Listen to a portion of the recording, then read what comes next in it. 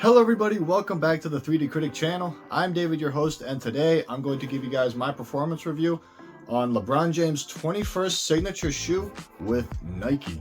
Now for starters, on Nike's website right now, they are going for $200, which is a lot of money for a basketball shoe right now. So if you guys are interested in buying yourself a pair of these and burning a fat hole in your wallet, I will leave a link in the description box below. Now when it comes to the traction, you're going to get a full-length translucent outsole with a multi-directional traction pattern that looks like a bunch of lines going all over the place. And when it comes to overall performance, it's actually really good on a clean court. However, you have to break it in initially, because when I was playing in them initially, I was sliding left and right for a good bit, and it was really worrying at first. However, once you break it in, it grips to the floor really nicely, and when it came to lateral movements, I was able to move side to side really quickly, and being a perimeter or defender as well, I was able to stay toe-to-toe with anyone who I was guarding. And quick changes of directions were really good as well. I was able to make really quick changes of direction when it came to making hard cuts and trying to get open for a shot, going from side to side. I really enjoyed that overall. With hard stops as well, it stops on a dime, and you're able to create space when you're doing step back shots and trying to get a really quick first step as well. You're able to be really quick on the first step and try to get open to the basket when you're doing a pick and roll and such. It does collect dust, however, so you have to wipe frequently with this, and the dust sticks to the translucent outsole a good bit, and you have to wipe it down completely when you are done playing in them. So it was a little annoying trying to clean them down, but once you do, you're going to get really good traction that way, especially on a clean court. Make sure you keep it on a clean court, because when it comes to dusty courts, it's a little inconsistent when it came to the grip. But overall, it's really good on a clean court, and I was really happy with the performance on this. And on top of that, the durability is actually okay for the most part in this shoe. The main sections of the traction pattern is not fraying from what I've experienced so far. However, there is some fraying on the edges of the outsole right here, especially in the forefoot section right here.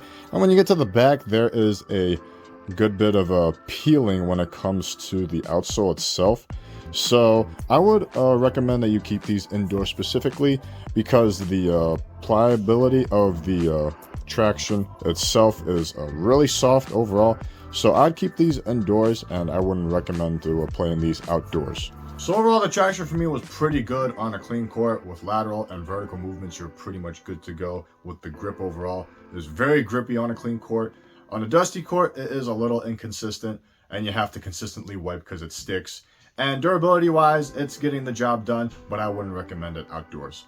So overall, I'm going to give the traction a 9 out of 10.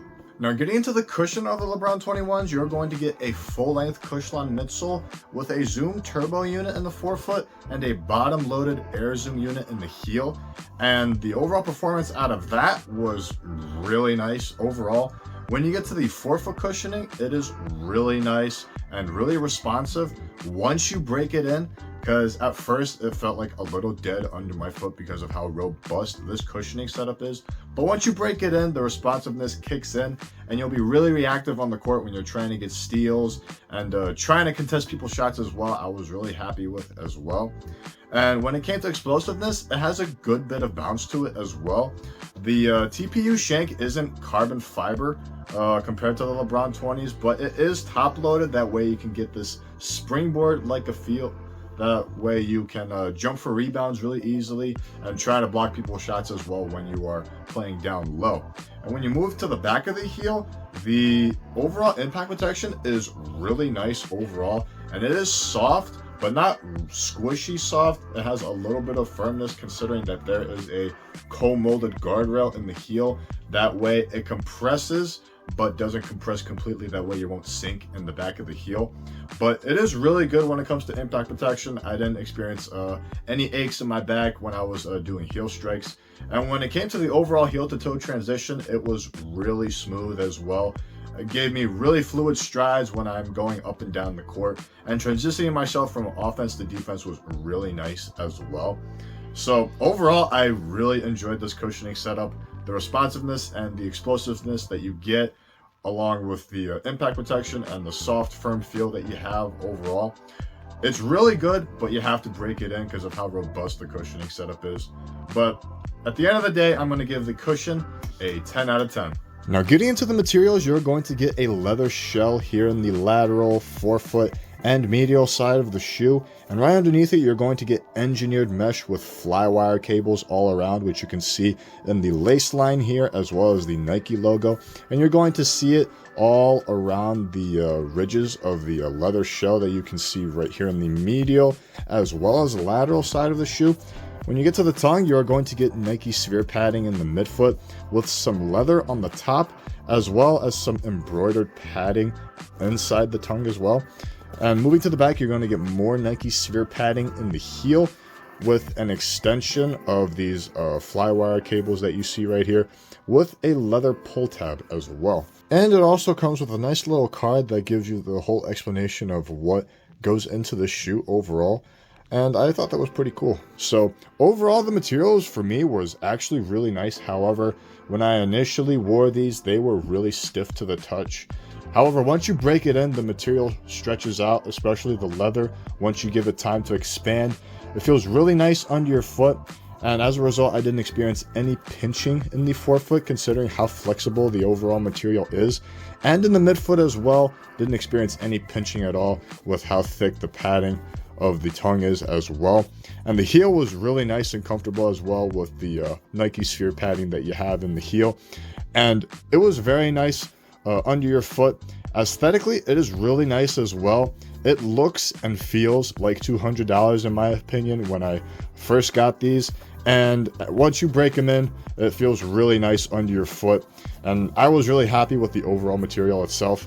And durability wise, it's holding up pretty well. You experience some creases in the leather itself, but that's the true nature of the leather. It is bound to do that. So I was really happy with the overall durability of this material overall. And because of that, I'm going to give the materials a 10 out of 10. So when it comes to the fit, I would go true to size. However, when you initially wear these, it will be really snug, especially in the forefoot. But once you break it in, it's going to mold to your foot really well, and then it'll give you a nice one-to-one fit, especially in the forefoot. So if you want that nice snug fit when you initially wear it on and it expands a little bit on you, I'd probably go down half a size if you are a narrow footer, and if you're a wide footer, go up half a size as well.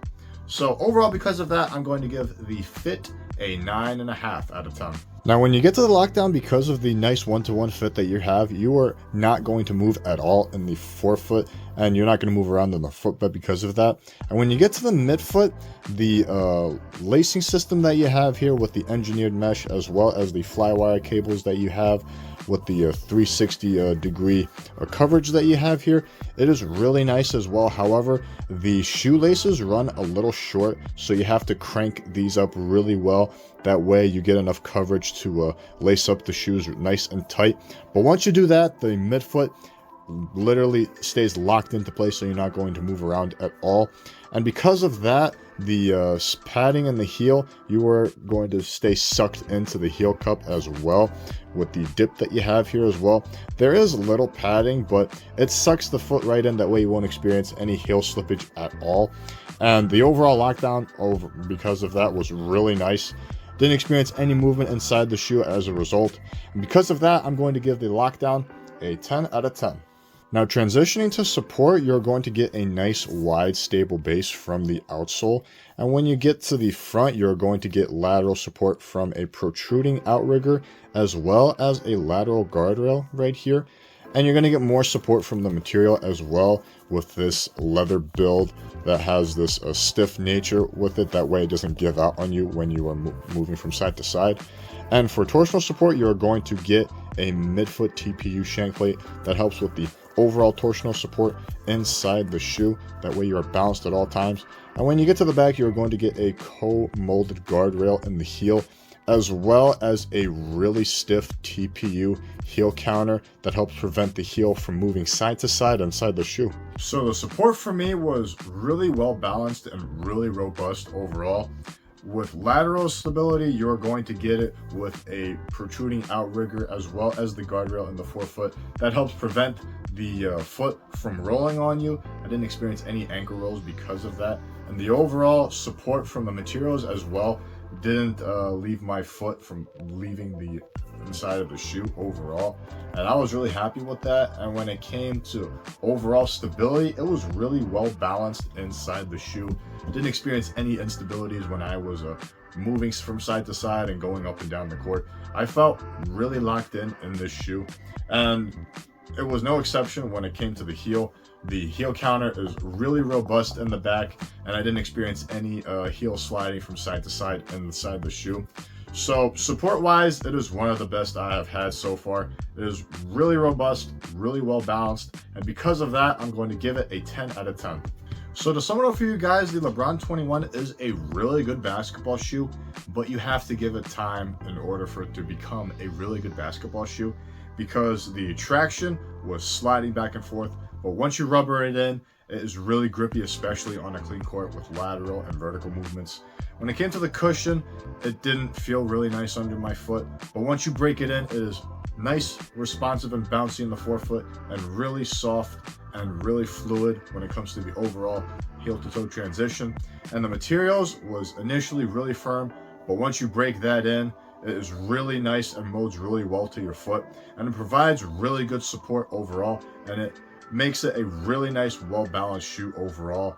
And I was really happy with that once I gave it time. Initially, I didn't like it at first.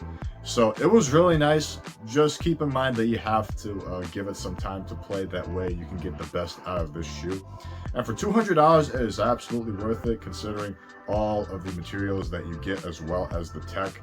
But if you don't want to spend the $200, I'd probably go for the LeBron 20s, because the overall performance characteristics are really similar compared to the 21s. So at the end of the day, this is my review of the LeBron 21s. Thank you guys for watching this video. Leave a like if you enjoyed it. Comment down below on your thoughts on the LeBron 21s, as well as your thoughts on the LeBron 20s, and give me your thoughts on which ones you would prefer, as well as any other questions that you might have for me as well. If you want to stay tuned with this channel, I recommend that you hit the subscribe button down below. It is greatly appreciated. As always, I appreciate the support to help this channel grow, and it'll help you stay tuned to the upcoming video and comparison between the 21s as well as the 20s. So subscribe down below if you want to stay tuned to that. And if you want to follow me on Instagram as well as TikTok, I will leave that information in the description box below. I hope you guys enjoyed the rest of your day. I hope this video was beneficial to you guys. And until next time, keep shooting.